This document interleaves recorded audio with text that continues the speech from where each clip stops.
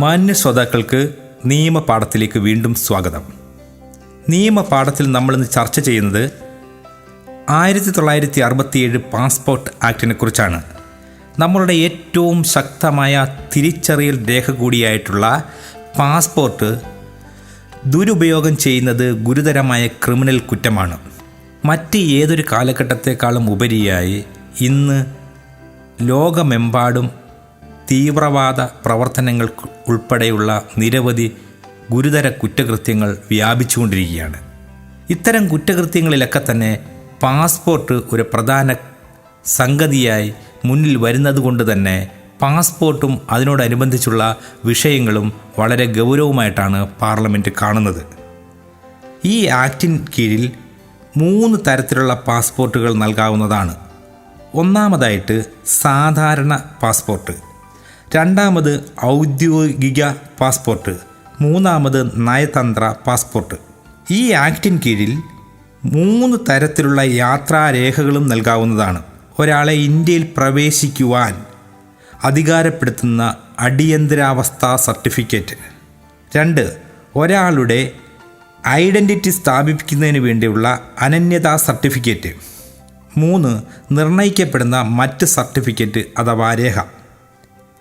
പാസ്പോർട്ടുകളിൽ യാത്രാരേഖകൾ മുതലായവയ്ക്കുള്ള അപേക്ഷകളും അവയിന്മേലുള്ള ഉത്തരവുകളുമാണ് ഇനി നമ്മൾ ചർച്ച ചെയ്യുന്നത്.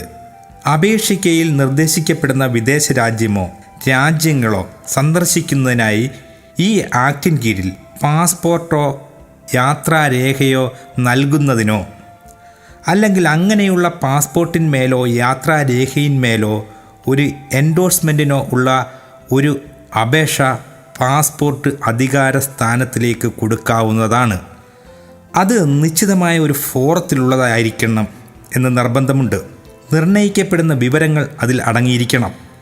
നിർണയിക്കപ്പെടുന്ന ഒരു ഫീസ് ഉണ്ടെങ്കിൽ അതും നൽകേണ്ടതാണ്. അപേക്ഷ കിട്ടുന്നതിന്മേൽ പാസ്പോർട്ട് അധികാര സ്ഥാനം ആവശ്യകമെന്ന് കരുതുന്ന അന്വേഷണ വിചാരണ വല്ലതുമുണ്ടെങ്കിൽ അത് ചെയ്തതിന് ശേഷം ഈ ആക്ടിലെ മറ്റു വ്യവസ്ഥകൾക്ക് വിധേയമായി എഴുതപ്പെട്ട ഒരു ഉത്തരവ് വഴി അപേക്ഷയിൽ നിർദ്ദേശിച്ചിരിക്കുന്ന വിദേശ രാജ്യമോ വിദേശ രാജ്യങ്ങളോ സംബന്ധിച്ച് പാസ്പോർട്ടോ യാത്രാരേഖയോ എൻഡോഴ്സ്മെൻറ്റ് സഹിതം നൽകുകയോ അല്ലെങ്കിൽ പാസ്പോർട്ടിന്മേലോ യാത്രാരേഖയിന്മേലോ എൻഡോഴ്സ്മെൻറ്റ് ചേർക്കുകയോ ചെയ്യാവുന്നതാണ്.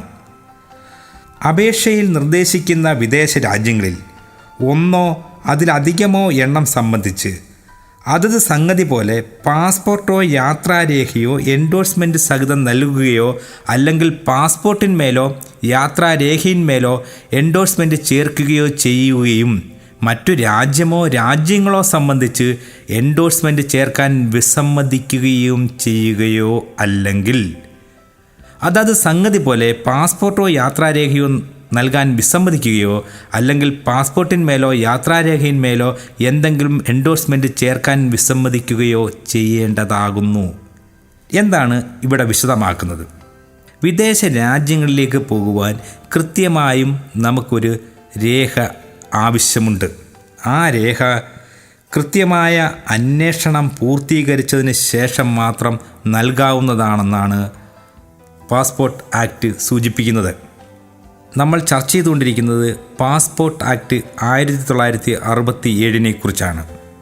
ഏതൊരു ഇന്ത്യൻ പൗരനും പാസ്പോർട്ട് എടുത്തു എങ്കിൽ മാത്രമേ വിദേശ രാജ്യങ്ങളിൽ പോകുവാൻ കഴിയുകയുള്ളൂ എന്ന് വളരെ ലളിതമായ രൂപത്തിൽ ഇന്ത്യൻ പാസ്പോർട്ട് ആക്ട് സൂചിപ്പിക്കുന്നു.